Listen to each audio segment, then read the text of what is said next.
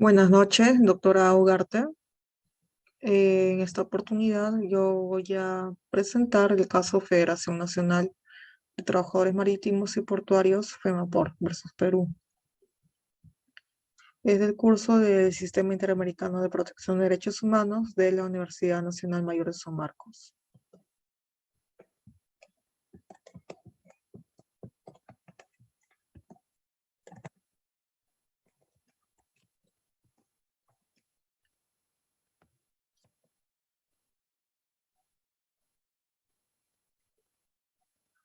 La presentación del caso, el caso Federación Nacional de Trabajadores Marítimos y Portuarios de la sentencia de fecha 1 de febrero del 2022.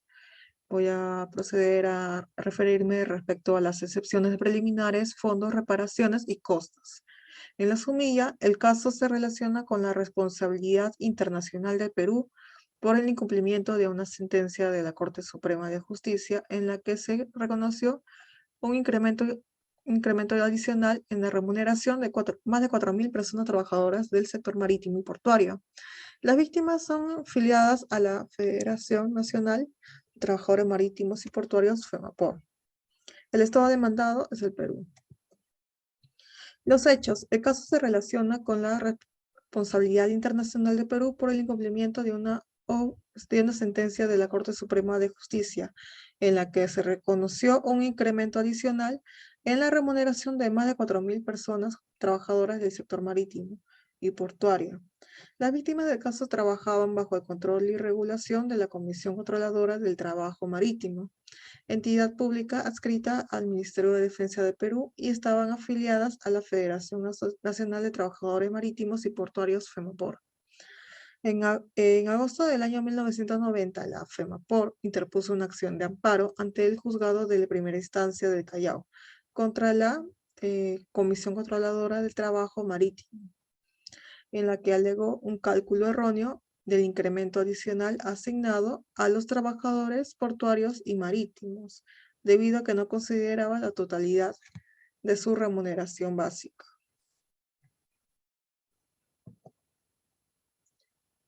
Y es acá donde la Comisión Controladora de Trabajadores Marítimos, en marzo de 1991, fue disuelta debido a una crisis económica. Como resultado, un grupo de personas trabajadoras fueron despedidas, incluidas las víctimas del caso. En abril del año 1991, el segundo juzgado en lo civil del Callao declaró fundada la acción de amparo interpuesta por la FEMAPOR. Es aquí que la decisión fue confirmada en agosto del año 1991 por la Sala Civil de la Corte Superior de Callao.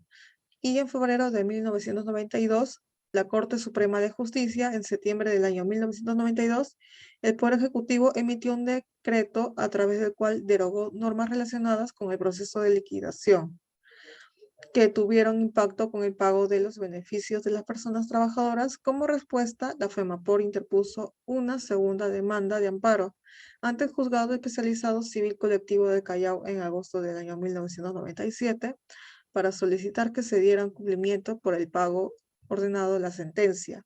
Sin embargo, la acción fue declarada improcedente por no ser la vía judicial adecuada. Es en el año en junio del año 2004, donde se ordenó el pago progresivo de los beneficios sociales a las personas trabajadoras afectadas, y en diciembre del año 2017 las autoridades afirmaron haber cumplido por completo la deuda. Sin embargo, un subgrupo de personas trabajadoras consideraba aún insatisfecha la obligación.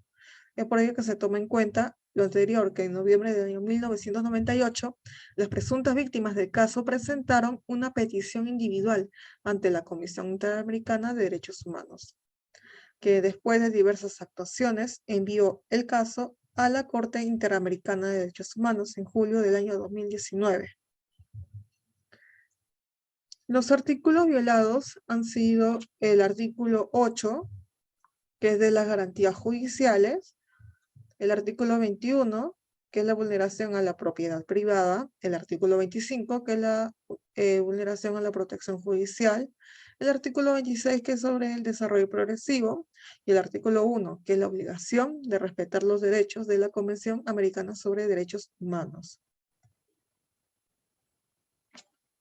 En el fondo, las garantías judiciales y de protección judicial, la Corte Interamericana de Derechos Humanos y los representantes alegaron que las autoridades reconocieron el derecho de la víctima desde la sentencia de la Corte Suprema de Justicia en 1992, y pese a ello, las víctimas del caso aún no logran recibir en su totalidad las sumas adeudadas, de manera que las garantías de plazo razonable y de recurso efectivo no fueron satisfechas. Los representantes agregaron que en el transcurso del tiempo ha generado que muchos trabajadores hayan fallecido, mientras que otras personas ya son adultas mayores, por lo que solicitaron tomar en cuenta dicho factor. Y es por ello que el Estado afirmó que sí se ha ejecutado la sentencia de 1992 y que han destinado en forma sustancial una parte del presupuesto anual con la finalidad de cumplir con dichos pagos. Precisó que los beneficios colaterales y otros cálculos solicitados por las personas trabajadoras no formaban parte de la base para el cálculo del incremento adicional, por lo que no están incluidos en los beneficios de la sentencia de 1992. El procedimiento de la comisión. La fecha de presentación de la petición, fue el 10 de noviembre del año de 1998.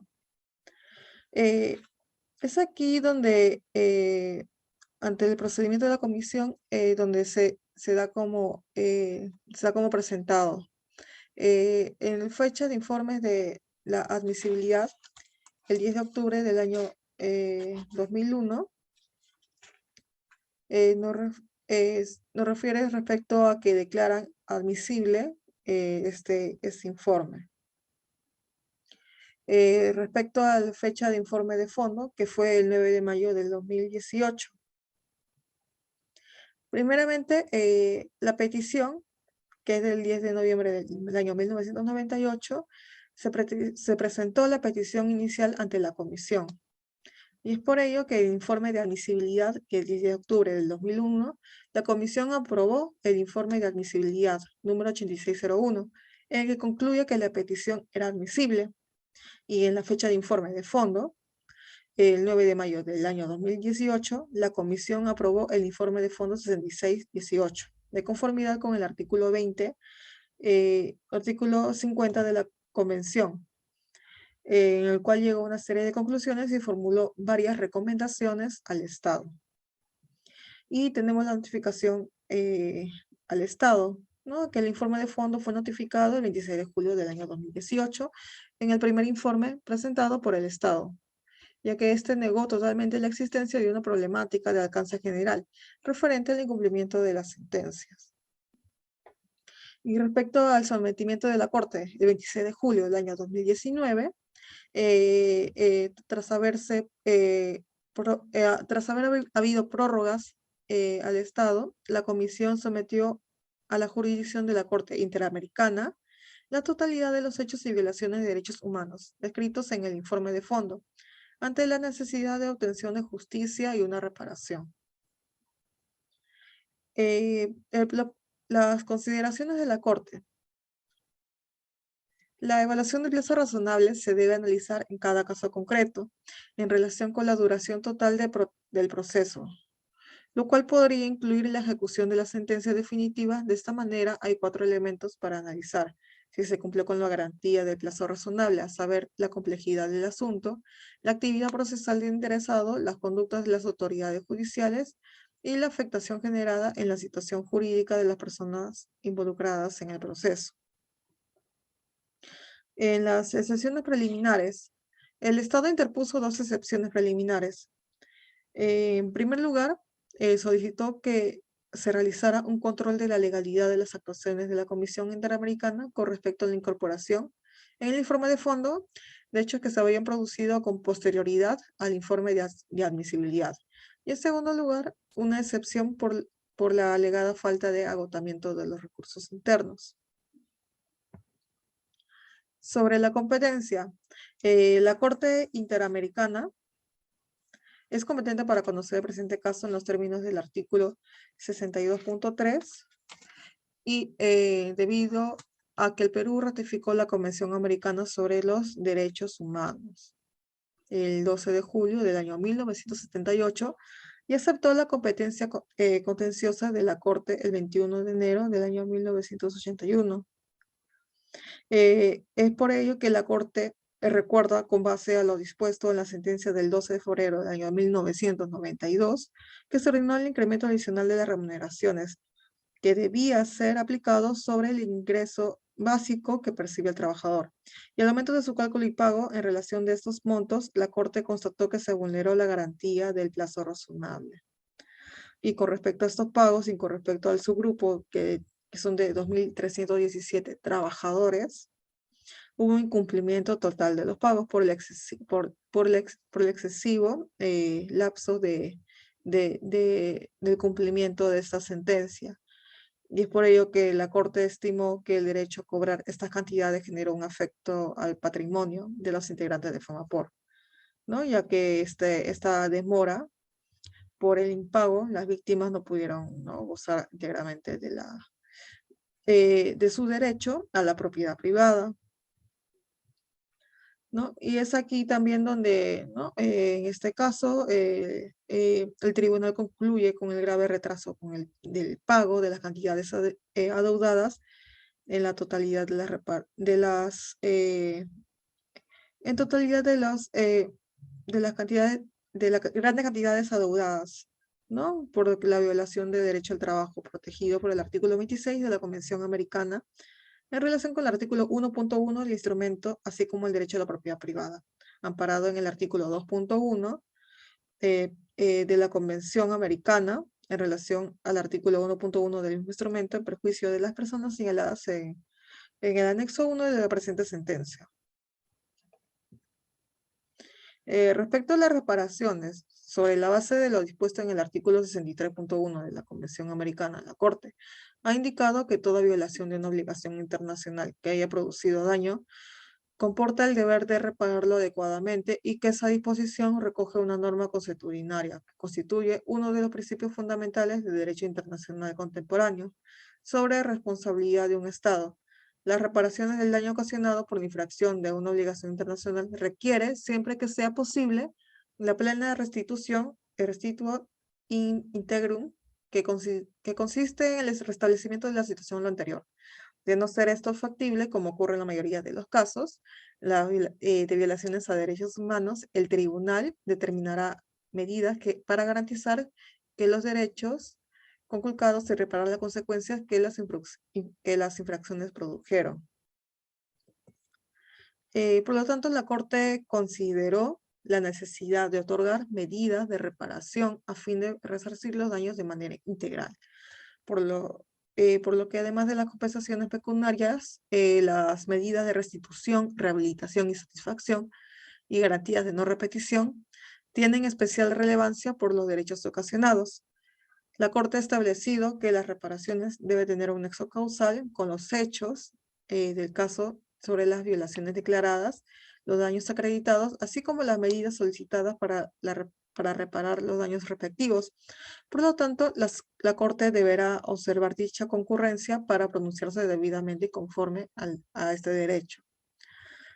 Tomando en cuenta las violaciones de la Convención Americana declaradas en los capítulos anteriores, eh, se- la Corte analizó las pretensiones presentadas por la Comisión y los representantes, así como los argumentos del Estado al respecto, con el objeto de disponer a continuación las medidas tendientes a reparar dichas violaciones. Y en los puntos resolutivos, la Corte decide desestimar la excepción preliminar relativa al control de la legalidad de las actuaciones de la Comisión de conformidad con los párrafos 18 y 19 de esta sentencia. También desestimar la excepción preliminar de falta de agotamiento de los recursos internos de conformidad con los párrafos, con los párrafos 25 y 26 de esta sentencia. Y la Corte declara que el Estado es responsable por la violación de los artículos 8.1, 25.1, 25.2 de la Convención Americana sobre los Derechos Humanos en relación al artículo 1.1 del mismo instrumento en perjuicio de las personas señaladas en el anexo 2. ¿no? Que es sobre los términos del párrafo 95 a 98 de la presente sentencia. Y la Corte declara que el Estado es responsable por las violaciones de los artículos 26 y 21 de la Convención Americana sobre Derechos Humanos en relación con el artículo 1.1 del mismo instrumento, en perjuicio de las personas señaladas en el anexo 1 de la presente sentencia en los términos de los párrafos 107 a 115 de la sentencia. También la Corte dispone que esta sentencia constituye por sí misma una forma de reparación. También que el Estado realizará las publicaciones indicadas en el párrafo 128 de la presente sentencia. El Estado pagará las cantidades fijadas en el párrafo 141 de la presente sentencia por concepto de indemnización por daño inmaterial en los términos de los párrafos 143 a 148 de esta sentencia.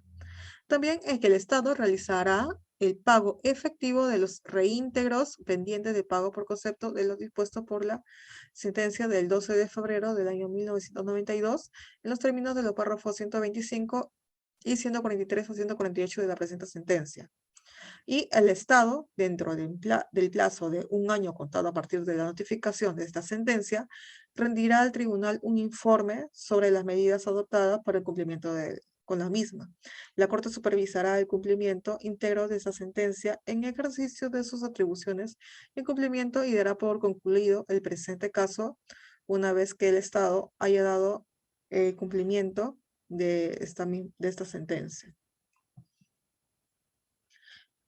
Como podemos ver, lo que es la narración, ¿no?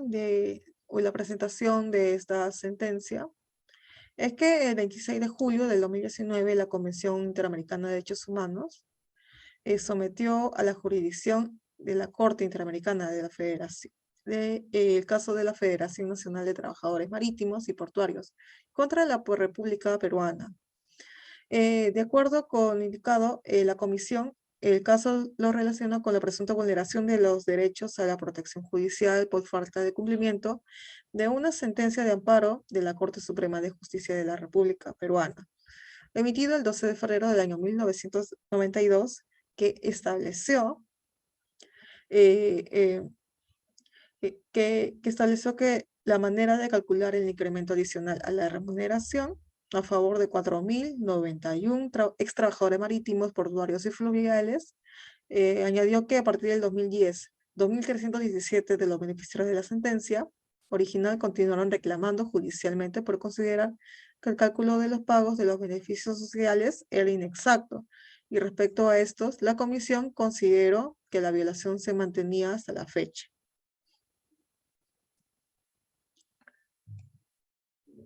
Y es así que la Corte decide tomar en cuenta que el fallo de febrero de 1992 ordenó tanto el pago de los incrementos como el de los montos adicionales, y pese a ello, las autoridades nacionales que por el pago tardío o en su caso impago de las remuneraciones laborales, las víctimas no pudieron gozar integralmente de su derecho a la propiedad privada, ¿no? De acuerdo, la Corte consideró responsable al Estado peruano por violar los derechos reconocidos en los artículos 21 y 26 de la Convención Americana de Derechos Humanos, con relación al artículo 1 del mismo instrumento.